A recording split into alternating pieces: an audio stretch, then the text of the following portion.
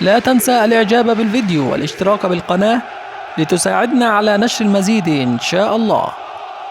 سيحتضن ملعب الشهيد محمد حملاوي المباراة المرتقبة بين شبيبة القبائل وشباب قسنطينة، وذلك لحساب الجولة 10 من الرابطة الجزائرية المحترفة لكرة القدم.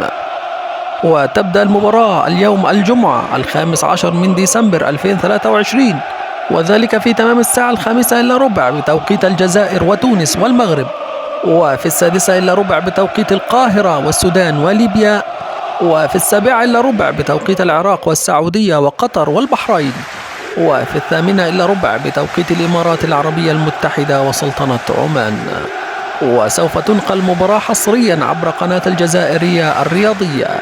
ويذكر أن نادي شبيبة القبائل يحتل المركز السادس برصيد 14 نقطة من 9 مباريات، بينما يحتل نادي الرياض القسنطيني المركز السابع برصيد 13 نقطة من 8 مباريات.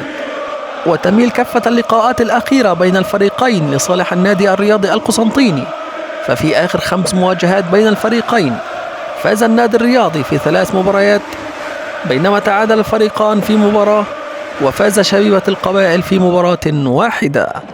أخبارنا الرياضية انتهت، طاب مساؤكم.